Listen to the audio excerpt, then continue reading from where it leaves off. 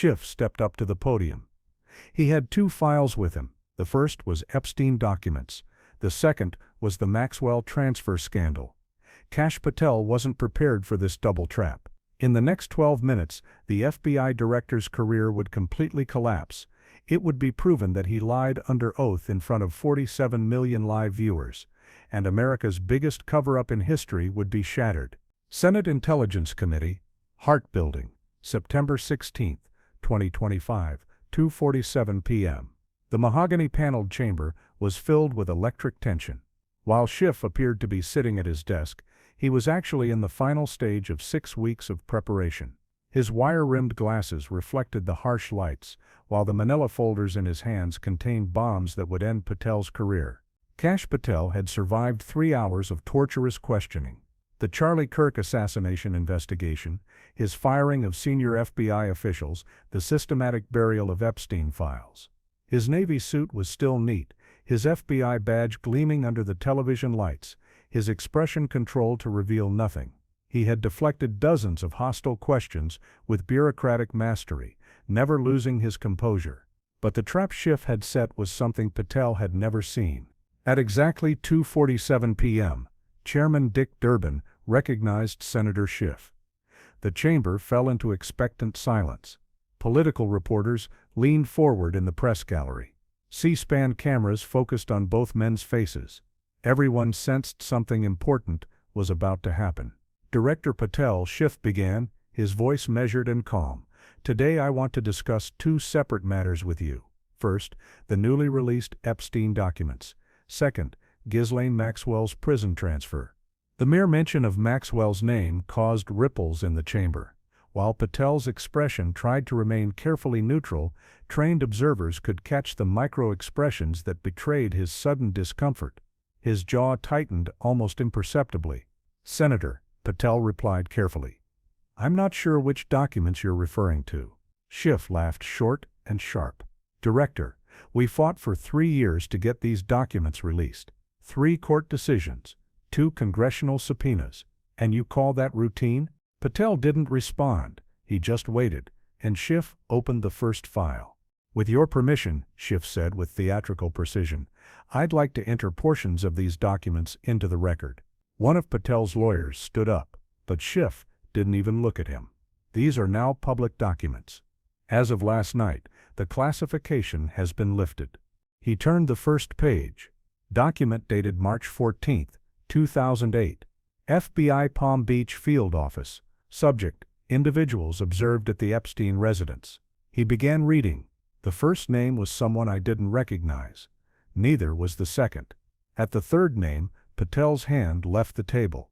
When he read the fourth name, which I won't repeat here, those watching the video heard it. Patel's face went white. Fifth name. Sixth name. With each name, Patel shrank a little more, grew a little paler. "Page 7, Schiff said. "Witness testimony.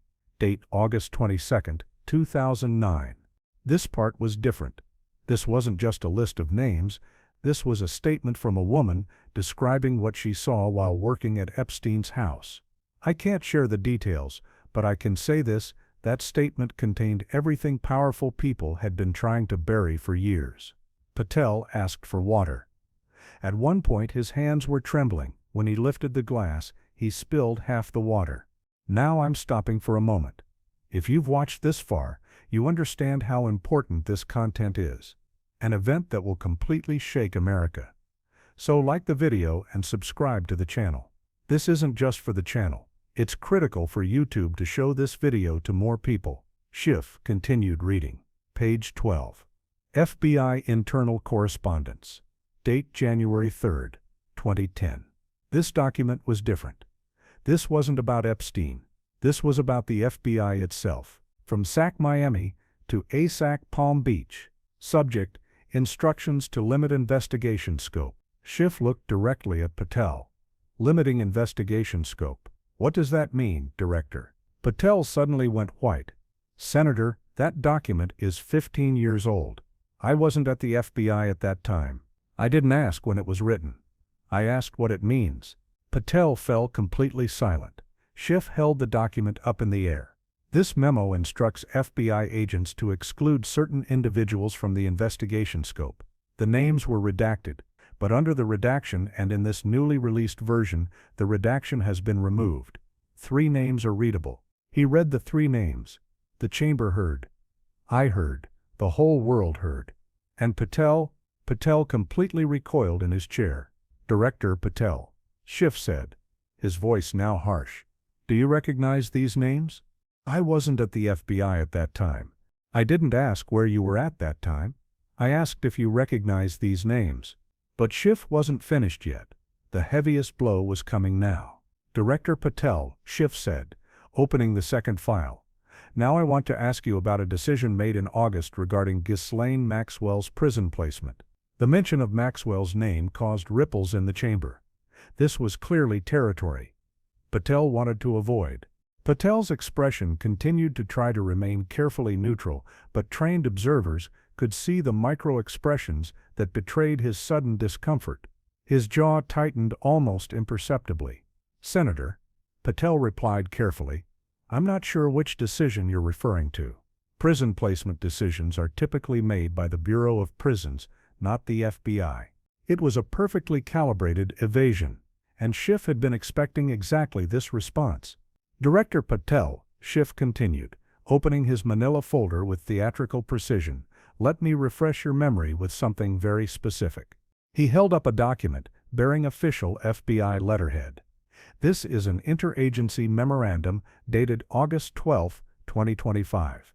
Authored by you, recommending the immediate transfer of federal inmate Ghislaine Maxwell from FCI Tallahassee to minimum security FPC Alderson, known for housing white-collar criminals. The impact was immediate and devastating. Patel's carefully controlled expression cracked like glass under a hammer blow. His face went from pale to crimson in 3 seconds. Senator, Patel stammered, his composure completely shattered. I don't recall personally authoring any such memorandum. Director Patel, Schiff interrupted with controlled fury. Would you like me to read your own words? Quote, for reasons of institutional security and administrative efficiency, I hereby recommend the expedited transfer of inmate Ghislaine Maxwell to a minimum security facility. This transfer should be processed immediately without standard review protocols. Signed, Kash Patel, FBI Director. The silence that followed was absolute. Every person in that chamber understood what had just happened. The FBI Director had lied under oath, and a U.S. Senator had just proven it with the Director's own signed document. At 2:48 p.m., exactly 61 seconds into Schiff's questioning, Kash Patel did something unprecedented for an FBI Director. He completely lost control. That document doesn't say what you claim, it says. Patel shouted, his face now completely red. You're mischaracterizing an internal communication that's been taken completely out of context. But Schiff was relentless. Director Patel, this is your signature, correct? This is FBI letterhead, correct? Which part of I hereby recommend expedited transfer to minimum security am I mischaracterizing? The logic was inescapable. Patel had 3 choices: admit he lied about not recalling the memorandum, claim the document was forged, which would be immediately disprovable, or continue shouting denials that made him look increasingly unhinged. He chose the third option, and it destroyed him. This is outrageous, Patel roared, his voice cracking with rage and panic. You're weaponizing oversight to attack federal law enforcement. Schiff remained eerily calm, like a prosecutor who knows the jury has already turned against the defendant. Director Patel, I'm going to ask you a very simple yes or no question. Did you personally sign a memorandum recommending Ghislaine Maxwell be moved to a minimum security facility? Yes or no? The question hung in the air like a guillotine blade. Senator, Patel said, his voice now barely controlled, trembling with suppressed rage. You're taking a complex interagency process but Schiff cut him off with devastating finality. Director Patel, 90 seconds ago you testified under oath that you don't recall personally authoring any memorandum about Maxwell's transfer. I have your signed memorandum right here. Were you lying then, or are you lying now? At 2:49 p.m., Exactly 94 seconds after Schiff began his questioning, the Senate Judiciary Committee chamber erupted into complete chaos. Patel shot to his feet, his chair scraping loudly against the marble floor. "I will not sit here and be accused of perjury by someone who has weaponized congressional oversight for partisan purposes." "Sit down, Director." Schiff's voice thundered through the chamber. "You will answer the question. Did you sign this memorandum? Yes or no?" Both men were now standing, shouting at each other across the hearing room with cameras capturing every explosive second. "This is disgraceful," Patel screamed. "You're destroying institutional credibility with these political attacks." "Institutional credibility?" Schiff's voice rose to match Patel's volume. "You lied under oath about protecting Epstein's accomplice. You moved a convicted child sex trafficker to a luxury prison camp and then lied to Congress about it."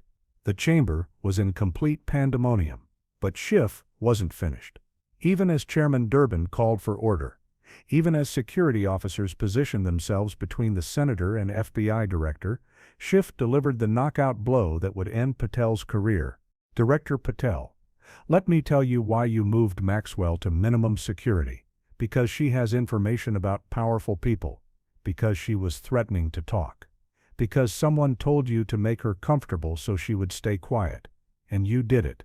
You signed the order, then came here and lied about it under oath." The accusation was so devastating, so specific, that it silenced the entire chamber. And then Schiff returned to the first file. "And now, Director, one final question about the Epstein documents. Page 23. This document was classified as top secret matter of special access required until last night." He turned the page. Date July 11, 2019, 5 days after Epstein's arrest. Document title, Vulnerable Witness Protection Protocol. Schiff began reading. Sensitive witness list. Protection priority maximum. And then he read the names. Honestly, when I heard those names, I was breathless. Some were names you'd expect. Some weren't. Some explained everything. Schiff closed the file. "Director Patel," he said, the session now calm, almost sad, "I'm going to ask you a question, and as you answer this question, I want you to look at the millions of Americans watching us." He paused. "Has the FBI launched an investigation into any of the individuals mentioned in these documents?" Patel remained silent as if he hadn't been asked any question. "Director, it would not be appropriate for me to comment on this." Schiff nodded. "I guess that's an answer too, Director. The clearest answer. The FBI's admission that it hasn't investigated Epstein's clients, the powerful men who exploited victims." The hearing technically continued after that, but no one was listening. Adam Schiff, live on camera, had read documents that had been hidden for years. He had said the names. He had presented the evidence. He had exposed the FBI's protection protocol. And Patel sat there, drenched in sweat, unable to give a single convincing answer. The clips were everywhere. Within minutes, Twitter exploded. TikTok exploded. News channels cut their broadcasts. Nunzig seconds, Epstein documents, Kash Patel's complete collapse. The truth is coming out. And this time, it went too far to come back. Like this video, share it, and subscribe. This conversation needs to grow, reach the entire public. Because everyone has the right to know the truth.